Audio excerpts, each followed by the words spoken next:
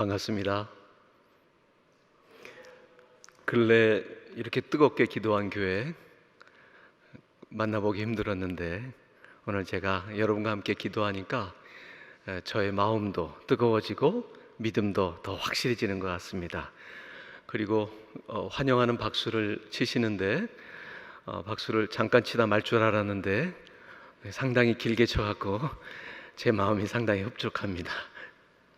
저는 인도네시아에서 사역하고 있는 박남호 선교사입니다. 인도네시아 선교 사역을 응원해 주시고 그리고 기도해 주신 우리 서울교회 목사님과 당회 그리고 성도님들께 감사를 드립니다. 먼저 선교지 소식을 나누기 전에 잠깐 기도하겠습니다. 살아계신 하나님, 이 시간 저희들의 기도를 들으셨는 줄로 믿습니다. 이 시간 저희들이 함께 선교지의 소식을 나누며 하나님의 음성을 듣고자 합니다. 말씀을 전하는 자나 듣는 자 모두가 하나님의 음성을 듣고 하나님의 마음을 깨닫는 시간 될 수 있도록 역사하여 주시옵소서.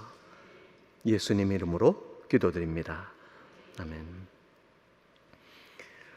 저는 2018년에 15년간의 중국 선교 사역을 마무리하고 2019년 10월에 인도네시아로 재파송되었습니다. 이번에 들어와서 그간의 시간을 돌아보았습니다. 4년 동안의 인도네시아 선교사로서의 시간을 돌아보았는데 딱 두 단어로 정리할 수 있었습니다. 하나는 하나님의 은혜.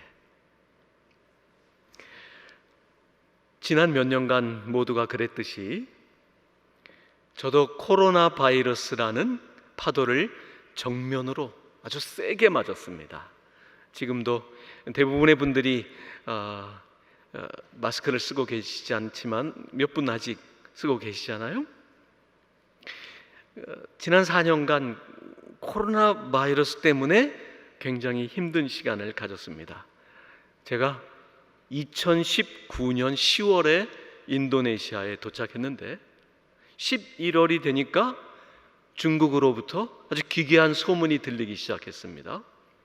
TV를 보니까 거리에서 사람이 쓰러지기도 하고 병원에 시체가 넘쳐나는 그런 광경들을 보고 5개월이 지나자 세계가 코로나라는 그 바이러스로 인해서 팬데믹 상황으로 들어갔습니다.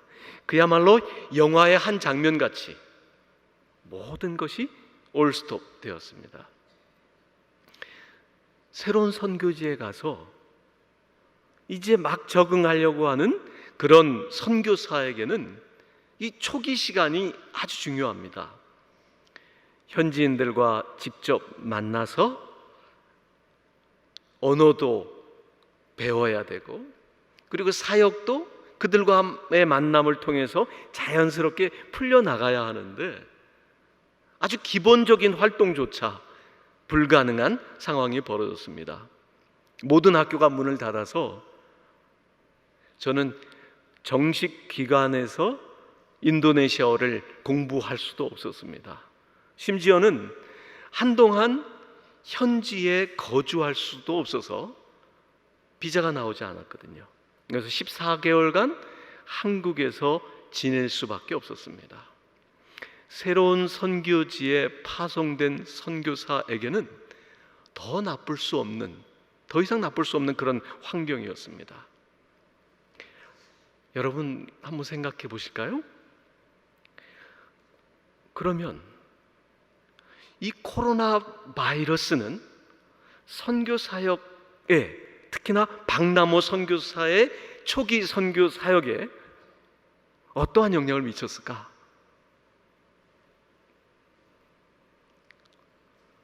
생각하시는데 눈을 감고 생각하시면 안 됩니다. 위험한 시간입니다. 지금은 제가 4년을 돌아보니까 코로나 바이러스는 선교 사역을 어렵게는 했지만 선교 사역의 결과에 큰 영향을 주지 못했어요. 코로나 상황에도 저의 사역지는 자연스럽게 정해졌어요. 아니, 제가 코로나 때문에 한국에 머무는 기간 동안에 사역지가 정해졌어요. 그리고 다시 비자가 나와서 인도네시아로 들어갔는데 실거주 1년 남짓 되었을 때 사역이 시작되었어요. 제가 중국에 처음 갔던 것은 30대 후반이었는데 중국에서는 1년 6개월 만에 중국어로 강의를 할 수 있었는데 이번에는 오히려 50대에 시작했음에도 불구하고 더 빨리 강의를 시작할 수 있었어요. 물론 코로나로 인해서 불편하고 힘든 일은 있었지만 바이러스가 선교 사역의 결과에 부정적인 영향을 주지는 못했어요. 팬데믹, 좋지 않은 환경, 이것들은 오히려 모든 것이 하나님의 은혜임을 확인하게 해주었습니다. 여러분, 좋은 환경이 좋은 결과를 보장하지 않습니다. 반면 나쁜 상황도 선교를 어렵게 할 수는 있으나 선교를 무릎 꿇리지는 못합니다. 복음 들고 모든 민족에게 나갈 때 세상 끝날까지 함께 하시겠다고 약속하신 주님께서 은혜를 주시는 줄 믿으시기 바랍니다. 두 번째, 4년의 시간을 가름할 수 있는 단어는 하나님의 인도하심입니다. 4년 전 새로운 선교지를 찾을 때 하나님의 인도하에 저는 6가지 인도네시아에 가야 하는 이유를 인도받았습니다. 첫 번째는 인구가 많은데 선교사가 적다. 인도네시아에 대해서 이해하고 있으신지 모르겠는데, 얼마나 이해하고 계신지 모르겠는데, 인도네시아는 인구 대국입니다. 세계에서 인구가 4번째로 많습니다. 2억 8천만 명 정도 됩니다. 두 번째로 인도네시아로 결정했던 이유는 세계에서 무슬림이 제일 많은 나라입니다. 2억 4천만 명이 무슬림입니다. 세계에서 단일 국가로서 무슬림이 제일 많은 나라가 인도네시아입니다. 중동 전체의 무슬림을 합친 숫자와 비슷합니다. 세 번째로는 미전도 종족이 많은 나라입니다.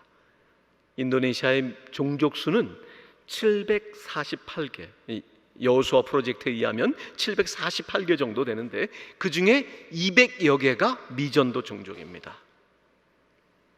네 번째, 다섯 번째, 여섯 번째는 개인적인 이유인데, 네 번째는 언어가 비교적 쉬운 나라입니다. 다섯 번째는 화교가 제일 많은 나라입니다. 전 세계 화교가 7천만 명인데 인도네시아에 1,000만 명이 있습니다.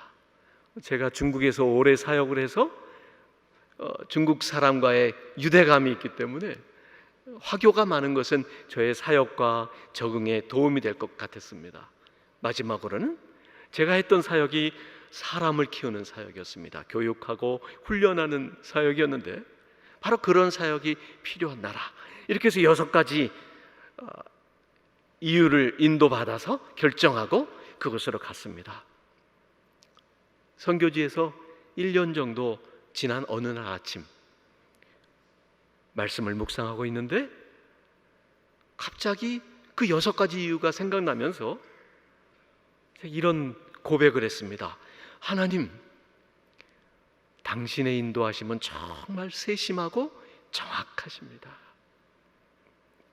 개인적인 이유 가운데 제일 컸던 것이 화교가 많다는 것인데, 화교가 많다고 하지만 2억 7천여만 명 중에 4%니까 만나기가 쉽지 않아요. 그런데 제가 코로나로 한국에 있다가 사역지가 정해지고 다시 인도네시아에 들어가서 지금 살고 있는 보르네오 섬의 본티아낙이라는 도시로 들어갔습니다. 이사를 했습니다. 제가 이사했더니 보니까 바로 앞에 집이 화교예요. 봤더니 오른쪽 집도 화교예요. 왼쪽 집도 화교고 동네 전체가 화교 동네였습니다. 여러분은 저만큼 기쁘시지 않으신 것 같은데 저는 상당히 기뻤습니다. 놀랬습니다. 이야, 화교가 많다고 했지만 이럴 줄이야. 여러 선교사님의 고백이 이렇거든요. 무슬림이 많은 국가여서 눌림이 있다. 근데 화교 마을 한복판에 들어간 저는 마음이 아주 편했고 안정적으로 정착할 수 있었습니다. 제가 개인적인 이유 가운데 두 번째 이유로 언어 문제를 말씀드렸는데요. 제가 새로운 선교지를 찾으면서 제일 걱정했던 부분이 언어였습니다. 중국어를 배울 때는 그래도 30대 후반이어서 그냥저냥 할 수 있었어요. 그런데 우리 어르신들께는 죄송합니다만 이 50대 중반의 나이에 새로운 언어를 배워서 설교를 하거나 신학을 강의해야 하는데 개인적으로는 자신이 없었어요. 그래서 많은 분들이 말리기도 했어요. 박 선교사님, 그럴 때가 아닙니다. 그럴 나이가 아닙니다. 중국어로 사역할 수 있는 곳을 찾으세요. 근데 제가 그럼에도 불구하고 서치를 해본 결과 언어가 비교적 쉽다 해서 갔는데 너무 놀라운 것은 제가 다른 언어들과 객관적으로 비교할 수 없지만 제 경험 안에서 인도네시아어는 지금 이 시점에서 배우기 제일 쉬운 언어예요. 감사하게도 말씀드린 대로 인도네시아에 거주한 시점 한 1년 남짓 되었을 때 제가 인도네시아에서 신학을 강의했어요. 아무도 놀라시지 않는데 어떻게 해야 제가 놀라게 해드릴 수 있을까? 혹시 여러분 오해하실까봐 그러면 저 선교사님이 언어 능력이 있구나 혹시 오해하실까봐 저희가 처음 만남이잖아요. 오해하실까봐 제가 말씀드립니다만 저의 언어 능력은 아주 평범하고 기억력은 안타까운 수준입니다. 그래서 제가 청년 사역을 오래 했는데 청년들이 저에게 별명을 지어줬는데 건망증 왕이라고 지어줬거든요. 강의하다가도 순서를 까먹고 청중에게 묻기도 하고 뭐 그렇거든요. 그런데 제가 중국에 처음에 갔을 때 하나님께 기도했어요. 하나님, 그때도 좀 늦은 나이였거든요. 30대 후반에 선교를 하게 됩니다. 언어가 문제가 되니까 저에게 언어를 빨리 배우거나 아니면 배우지 않아도 할 수 있는 중국어 방언을 주세요. 열심히 기도했습니다. 그랬는데 하나님께서 저의 기도를 응답해 주지 않으시고 언어 능력보다는 저에게 두꺼운 낯짝을 선물해 주셨어요. 그래서 어떤 은사를 주셨냐면 틀려도 두려워하지 않고 사람들 앞에서 말하는 은사를 주셨어요. 그래서 빨리 쉽게 할 수 있었거든요. 그러니까 아주 평범해요. 평범한 사람이 50이 넘어서 새로운 언어를 공부하게 되었는데 하나님께서 저에게 아주 적절한 나라, 적절한 언어를 사용할 수 있게 하셨어요. 또 하나의 이유는 소수민족이 많은 것, 특히 미전도 종족이 많은 것이었는데 제가 인도네시아에 가서 제가 신학교에서 강의를 하거든요. 신학교에 가서 살펴봤더니 제가 가르치는 학생 중에 3학년의 학생이 20명인데 3학년 학생 20명 중에 종족이 8개가 되더라고요. 안 놀라시는데 그러면 한 번 더 2학년은 13명인데 4개 종족이에요. 그러니까 제가 가르치는 학생들 중에 종족이 12개 종족이었어요. 그러니까 그 12개 종족에서 온 학생들 주변에는 미전도 종족이 다 있거든요. 이 부분은 아주 중요한데 나중에 말씀을 드릴게요. 그들 주변에 미전도 종족이 있어요. 제가 하나님의 섬세한 인도하심이 얼마나 감사했는지 몰라요. 말씀드린 대로 제가 사람을 키우는 사역을 하고 싶었는데 해왔었는데 인도네시아로 들어갈 때 한국에서 결정된 사역지가 신학교였어요. 신학교 교수로 초청을 받게 되어서 들어갈 수 있게 되었어요. 그리고 인도네시아에 들어가서 펼쳐지는 사역도 현지인 목회자들을 훈련하는 인도네시아 제자훈련 팀에 들어가게 되었어요. 4년을 돌아보면 두 가지 단어, 은혜와 하나님의 인도였습니다. 하나님의 말씀을 붙들고 나가는 일꾼들의 발걸음을 하나님께서 인도하시는 줄로 믿습니다. 선교를 위해서 한 목소리로 기도하는 여러분의 기도를 하나님께서 들어주시고 그 기도를 또한 인도하실 줄로 믿습니다. 이제는 선교지 사진을 좀 보면서 말씀을 드리도록 하겠습니다. 지도가 보이시죠? 인도네시아는 지금 빨간색으로 표현된 적도를 끼고 있는 나라입니다. 저희 대한민국은 북위 33도 정도 되는 곳에 있죠. 대한민국에서 인도네시아 수도가 있는 자카르타까지 오려면 비행기로 7시간 정도 걸리고요. 제가 살고 있는 보르네오 섬, 인도네시아 사람들은 깔리만탄이라고 하거든요. 그곳까지는 1시간 30분, 비행기로 1시간 30분 정도 걸리게 됩니다.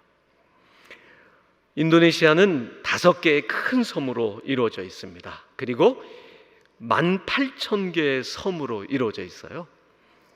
인구는 말씀드린 대로 2억 7,600만 명, 세계에서 4번째로 큰 나라입니다. 지금 빨간색으로 표시된 곳이 수도 자카르타가 있는 자바섬, 그리고 수마트라 섬, 그리고 제가 살고 있는 깔리만탄, 여러분이 흔히 알고 계신 보르네오 섬입니다. 지금 표시되는 곳이 제가 살고 있는 본티아낙이라는 도시고요. 60만 명이 거주하고 있습니다. 그리고 술라웨시, 그리고 파푸아. 파푸아는 오른쪽이 파푸아 뉴기니고 새로 다른 나라이고요. 인도네시아령으로 파푸아입니다.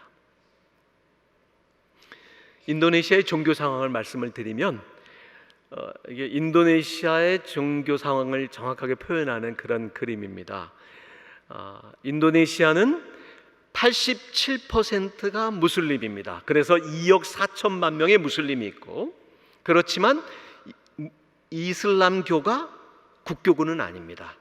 그래서 인도네시아는 6개 종교를 공식적으로 인정합니다. 그 6개 종교는 이렇습니다. 유교, 이거는 같이 한번 읽어볼까요? 자, 제가 띄울 테니까 여러분께서 읽으시는 겁니다. 세 번째 종교부터, 네 번째, 네, 6가지 종교를 인정하고 있고 종교의 자유를 보장합니다. 그런데 종교의 자유는 보장하는데 종교를 믿지 않을 자유는 보장하지 않습니다. 그래서 모든 국민이 종교를 선택해야 되고, 신분증에 보면 종교가 써 있습니다. 오히려 그게 전도에는 조금 마이너스입니다. 혹시 개종을 하게 되면 그 신분증의 종교도 바꿔야 되는 아주 복잡한 과정을 거쳐야 합니다. 인도네시아는 무슬림이 국교가 아닙니다. 그런데 무슬림이 87%입니다. 그래서 사회적인 분위기는 무슬림 분위기가 가득합니다. 그래서 인도네시아 어디에 살든지 마스짓, 이슬람 사원을 볼 수 있고, 어디에 살든지 하루에 5번씩 울려오는 마스지드에서 기도 시간을 알리는 기도 소리, 아잔 소리를 들을 수가 있습니다. 그것이 기독교인들에게는 어려움이 되기도 합니다. 그리고 혹시 교회를 세우려면 이웃들의 동의가 필요한데 무슬림들이 대다수이기 때문에 교회를 세우는 것이 쉽지 않습니다. 주변 이웃들의 동의를 받아야 돼서요. 인도네시아 종교 상황을 좀 말씀드리면 이슬람교가 87%, 개신교가 6.9%, 그리고 천주교가 3%, 힌두교가 1.7%, 불교가 0.7%, 유교가 0.05%입니다. 기독교가 인도네시아에 전래된 것은, 들어간 것은 약 400여 년 전입니다. 개신교만 해도 약 350년 전에 인도네시아 땅을 밟았습니다. 그리고 지금 교단도 많고 신학교도 적지 않습니다. 그런데 인도네시아는 아직도 피선교 국가로 분류됩니다. 특히나 세계에서 미전도 종족이 가장 많은 6대 국가 가운데 하나입니다. 자, 이제 저의 사역을 좀 보여드리면, 나중에 기억하고 기도하시려면 한번 말씀을 하시는 것이 좋거든요. 한번 신학교 이름을 한번 같이 읽어보도록 하겠습니다. 그 위에 있는 거 말고 아래에 있는 한글로 써 있는 부분만 읽겠습니다. 시작. 너무 빨리 읽으셨어요. 제가 물을 마셔야 되는데, 한 번 더 읽겠습니다. 시작. 제가 하고 있는 첫 번째 사역은 본티아낙 신학교에서의 사역입니다. 현재 저의 중심 사역은 이곳에서 강의하는 것입니다. 이 신학교에는 신학과와 종교학과가 있습니다. 현재는 80명 정도의 신학생과 신학대학생과 20명 정도의 신학대학원생, 그래서 100여 명 정도의 학생들이 공부하고 있습니다. 그리고 신학과를 졸업하는 학생들은 대부분 졸업 후에 목사가 돼서 깔리만단 지역의 각 지역에서 목회하게 되고요. 종교교육과가 있는데 종교교육과 학생들은 각 학교의 종교교사가 되어서 학교에서 기독교에 대해서 가르칩니다. 제가 인도네시아에 들어가서 알게 된 것인데 이 종교교사가 선교적으로 굉장히 의미가 있더라고요. 보통은 공개적으로 전도하는 것이 불법입니다. 상대방의 동의를 구하지 않은 복음을 전파하는 것은 불법인데, 종교교사는 학교에서 기독교에 대해서 가르칠 수 있습니다. 성경도 가르칠 수 있고 복음도 가르칠 수 있습니다. 그래서 이런 이야기를 들었어요. 종교교사가 되면 학생들에게 숙제를 내줘요. 주변에 있는 교회를 방문해 봐라. 그러면 친구를 따라 그때 무슬림 학생들도 교회를 가보는 거예요. 그리고 친구들도 많고 그 좋은 분위기를 보면서 그래서 기독교를 접하고 개종하는 경우도 생기는 것입니다. 선교적인 의미가 있는 것입니다. 이 신학교 사역은 저의 인도네시아 사역의 출발점이자 기초입니다. 직접적으로는 학생들이 하나님의 뜻에 적합한 목회자나 종교교사가 되도록 돕는 것이고, 그리고 저는 이 사역을 통해서 다음 단계 사역을 준비합니다. 그림을 한번 볼까요? 저희 학교 교사고요. 이것이 강의실입니다. 제가 작년 처음 2023년 3월에 강의를 시작했는데 그때는 마스크를 쓰고 강의를 했습니다. 평균 35도 정도 됩니다. 그런데 강의실에 보시면 에어컨이 없습니다. 하나 선풍기 위에 실링팬이 달려 있는데 지금 실링팬이 돌아가지 않죠? 저 실링팬을 켜면 학생들이 춥다 그럽니다. 학생들을 보면, 저는 반팔을 입고 있는데 학생들은 자켓을 입고 있거든요. 교복이거든요. 자켓을 입고 있는데 선풍기를 켜면 춥다고 그래서 제가 끕니다. 그래서 1시간 반 강의를 하고 나면 땀으로 목욕을 합니다. 저는. 강의실 장면이고요. 이것은 우리 3학년 학생들. 지금 제가 한번 이게 될까요? 레이저가 안 되는데, 학생 중에는 어떤 학생이 있냐면 왼쪽 편에, 여러분이 보시기에 오른편에 있는 그 학생, 여학생 한 명은 저희 신학교에 들어오기 1년 전에는 이슬람교 신학교 학생이었어요. 그런데 그 학생이 밤에 잠을 자는데 꿈속에서 예수님을 만났어요. 할렐루야. 제가 너무 소근소근하니까 아멘도 적네요. 예, 기가 막힌 역사인데, 하나님께서 여학생의 꿈에 나타나셨습니다. 그래서 이 자매가 예수님을 믿게 됐어요. 그리고 남편도 전도해서 본인도 신분증의 종교를 바꾸고, 군인이었던 남편도 종교를 바꿨어요. 무슬림들은 예수 믿기가 너무 힘든데, 제가 만났던 예수님을 믿게 된 무슬림들의 많은 퍼센테이지가 꿈에서 예수님을 만납니다. 여러분, 한 영혼을 살리기 위해서 예수님은 무슨 일이든 하시는 줄 믿으시기 바랍니다. 예. 자, 우리 시험 보는 장면이고요. 지금 입고 있는 옷들이 바틱이라고 인도네시아 전통 의상입니다. 더운 나라여서 전통 의상 아주 화려하고 밝은 그런 전통 의상을 입고 있습니다. 예, 학생들이 90% 이상이, 대부분이 정글에서 오거든요. 90% 이상이 기숙사 생활을 해서, 제가 기숙사에서 설교하고 함께 찍은 사진, 작년에 있었던 처음으로 제가 참여했던 졸업식. 말씀드린 대로 뒷줄 파란색 줄이 신학과, 밑에 줄이 종교교육과입니다. 예, 이것이 제 첫 번째 사역이고요. 두 번째 사역이, 두 번째 사역도 한번 같이 읽도록 하겠습니다. 첫 번째 사역이 뭐라고요? 이야, 박수를 제가 드리겠습니다. 예, 한 번 딱 들으셨는데 외우셨어요. 본띠아나 신학교. 자, 두 번째 사역 같이 한번 읽겠습니다. 시작. 한 번 더 읽겠습니다. 인도네시아 제자훈련은 름바가 뽀무리단 인도네시아에서, 이 제자훈련원은 인도네시아 선교 20년차 선교사님께서 시작하셨고, 제가 살고 있는 본띠아나에 있는 GMS 선교사 6가정이 한 팀이 되어서 하는 사역인데요, 인도네시아 교회 목회자들을 초청해서 그들을 위해서 세미나를 엽니다.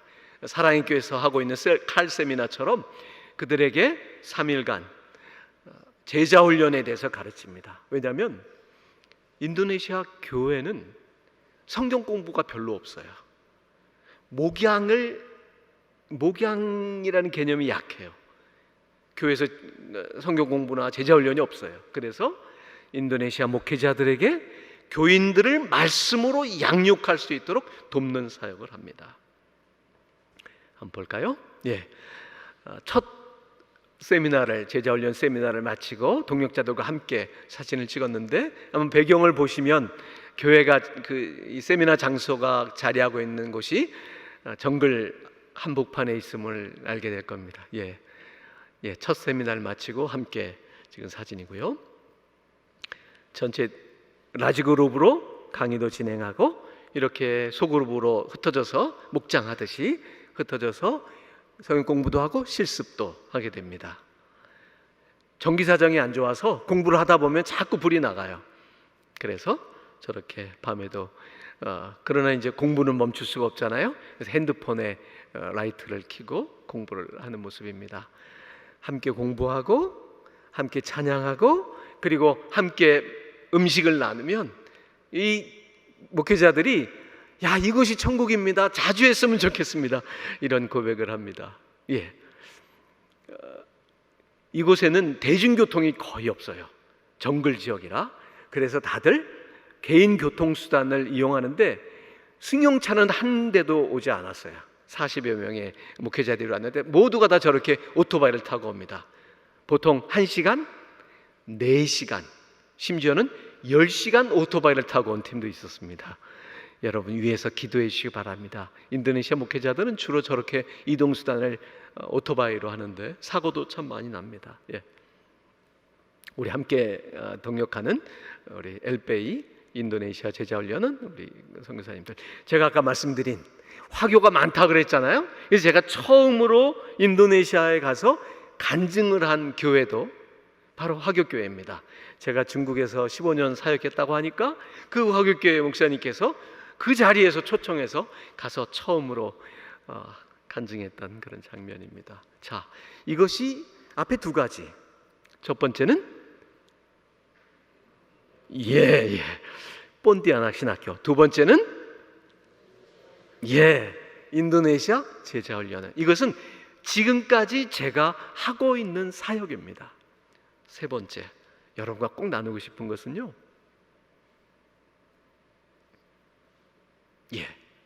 위에서부터 한번 읽어볼까요? 자, 시작. 선교 인도네시아, 인도네시아 선교. 첫 줄과 두 줄은 단어도 같은데 순서만 바뀌었죠. 전혀 다른 의미입니다. 아래쪽에 인도네시아 선교는 선교사가 인도네시아에 가서 인도네시아 사람과 인도네시아 교회를 위해서 선교하는 것이고, 선교 인도네시아는 인도네시아 교회가 선교하는 교회라는 의미입니다.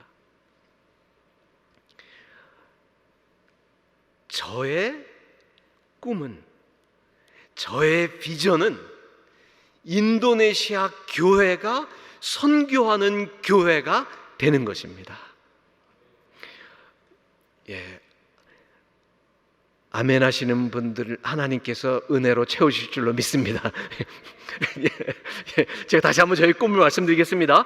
인도네시아 교회가 선교하는 교회가 될 줄로 믿습니다. 이것이 저의 꿈입니다.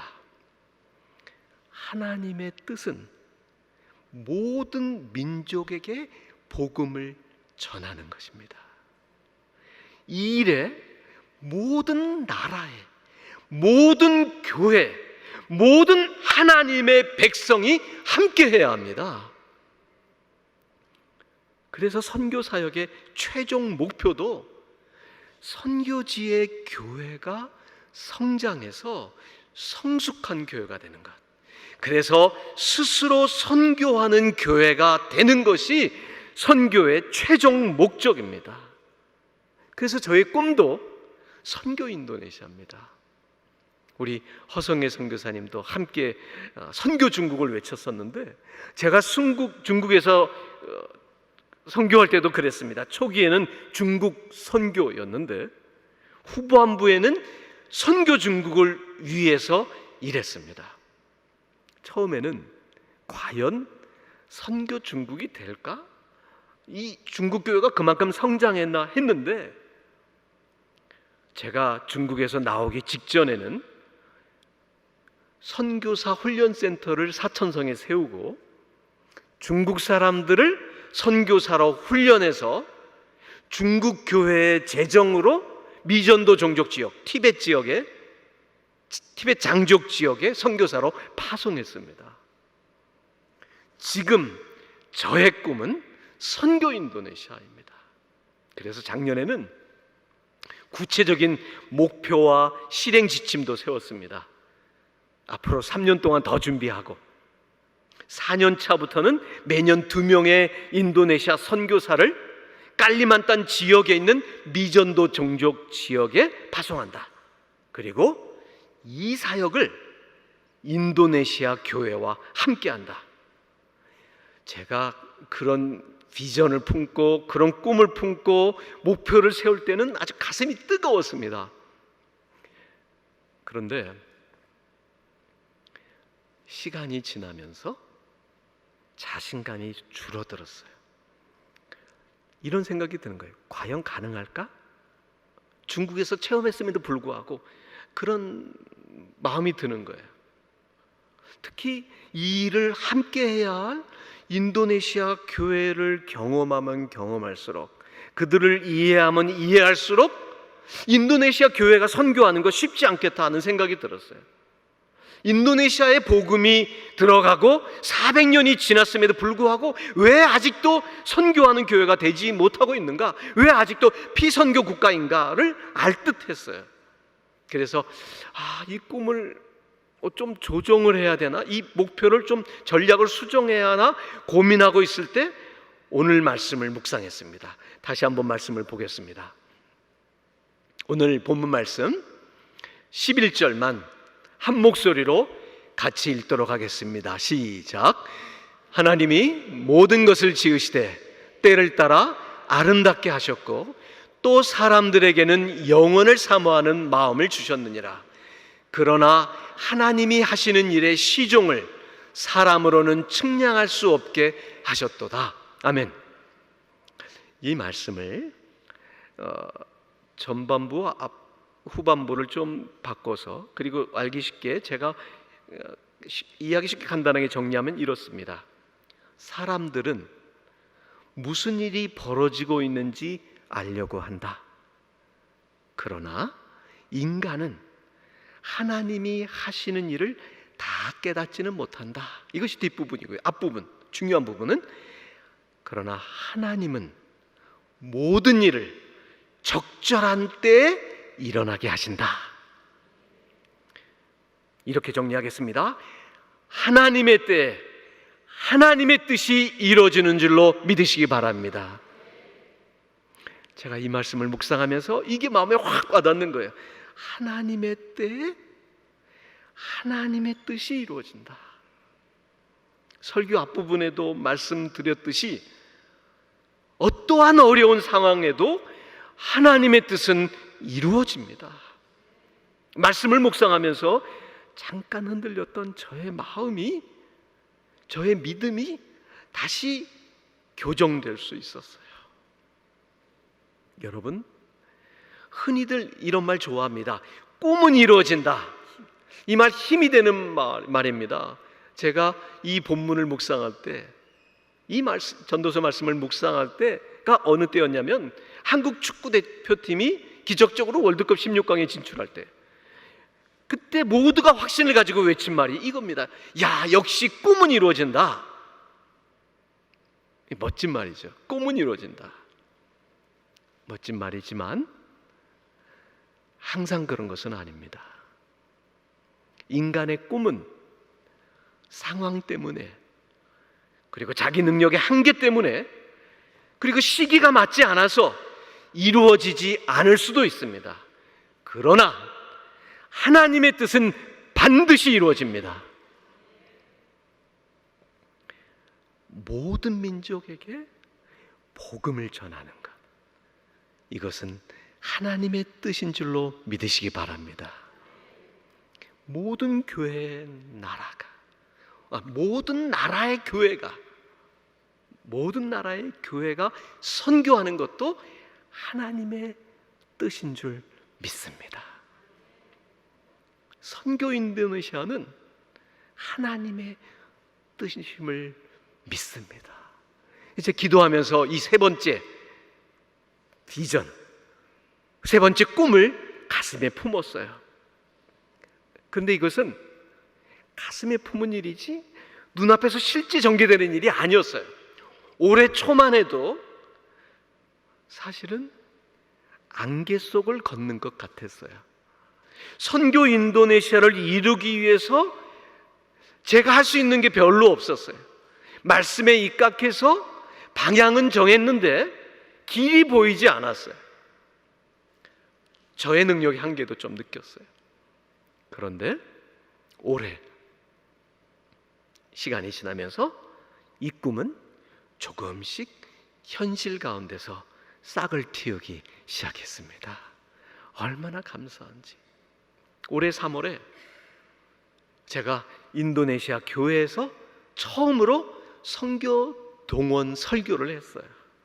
그리고 그 선교 동원 설교의 마지막에 저의 마음을 감동시키는 경험을 했어요. 좀 이따 같이 할 거예요. 그리고 그 인도네시아 교회를 선교 동원하려면 저 개인의 힘으로는 힘들거든요. 외국 선교사 혼자 힘들거든요. 현지인 동역자가 있어야 돼요. 저보다 더 이 비전을 더 강하게 붙들고 있는 현지인이 필요했는데 3달 전에 그런 현지인 동역자를 만났어요. 안드레 목사님. 그리고 제가 이번에 2주 전에 들어왔는데요, 방문하기 직전에 제가 섬기고 있는 교단에서 선교 컨퍼런스를 열었어요. 얼마나 기쁜지. 만약에 제가 선교 컨퍼런스를 열라고 하면 시간이 많이 걸려요. 그런데 교단에서 선교 컨퍼런스를 연 것이고 저는 강사로 참여했던 것입니다. 여러분, 하나님의 때, 하나님의 뜻이 이루어지는 줄 믿으시기 바랍니다.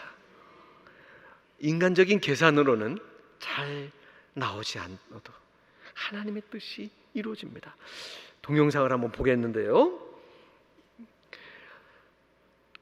말씀드린 대로 첫 선교 동원 설교, 현지 교회인 알레테이아 교회에서 처음으로 선교 동원 설교를 했고, 저는 과연 어떤 반응이 나올지 궁금했어요.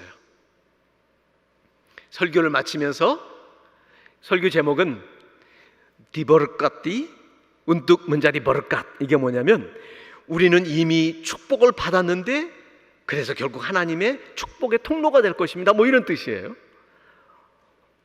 궁금했어요. 그런데 나중에 그 뒷부분에 이런 일이 있었어요.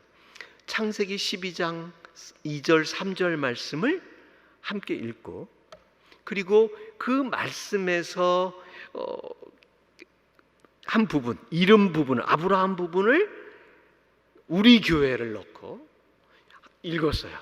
그랬더니 다들 좋아하는 거예요. 그래서 거기에 한 번 더 우리 교회 부분에 진짜 교회 이름을 넣었어요. 하나님은 알레테이아 교회에게 복을 주시고 해서 복을 받을 것입니다 라고 마쳤는데, 제가 생각하지 못했던 반응이 나왔어요. 갑자기 수줍은 박수 소리가 한쪽에서 들리기 시작하더니 그 박수 소리가 전체적으로 퍼지는 거예요. 저도 그래서 엄격결에 따라서 박수를 치면서 속으로 하나님 감사합니다, 이 말씀이 자신에게, 자기 교회에 적용되니까 기쁨으로 박수를 치는군요.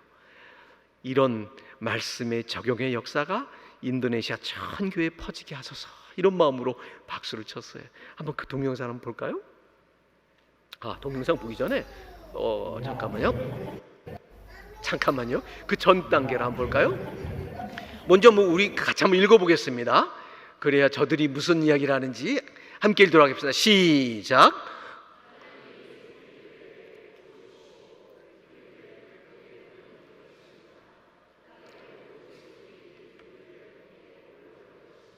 아멘. 자, 그러면 한번 들어보겠습니다.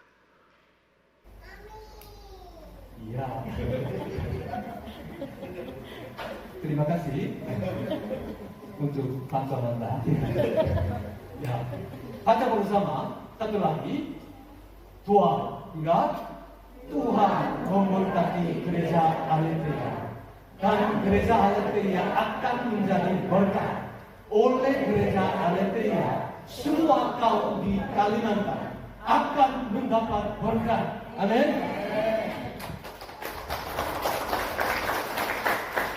Saya percaya. 여기까지만 볼까요?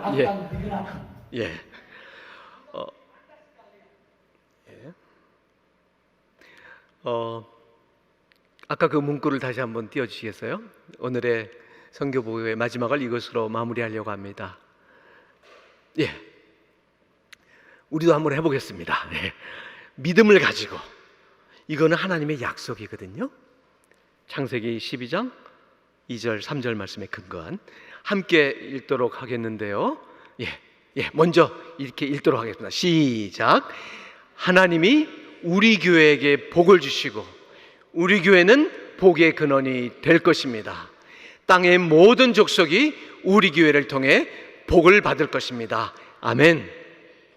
자, 이제 다시 그대로 드세요. 우리 교회 부분에 어디를 넣는다고요? 그렇습니다. 성일교회를 넣어서 믿음으로 고백하겠습니다.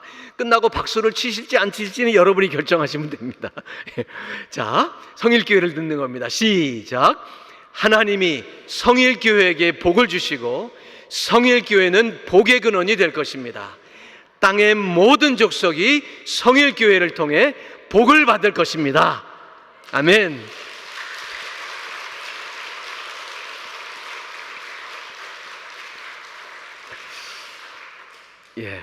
우리 성일교회의 특징은 박수가 길다는 것입니다. 어느 교회보다 길. 제가 우리 성일교회와 기도하는 사이가 된 이후에 목사님으로부터 연락을 받고 감사하는 마음으로 제가 기도의 동지가 된 이후에 제가 느낀 게 있어요. 봤더니 성일교회가 진심으로 선교하는 교회더라고요. 파송 선교사도 많으시고 협력하는 분도 많으시고, 제가 목사님과 연락을 하고 우리 초원의 신우균 장로님과도 연락하고 우리 부목사님과도 연락을 하면서 야, 이 교회는 정말 선교의 진심이구나. 여러분, 그 마음 하나님이 아실 줄로 믿습니다. 하나님께서 우리 성일교회를 복 주실 줄로 믿습니다. 그리고 우리 성일교회를 복의 모든 민족의 복의 통로로 사용하실 줄로 믿습니다.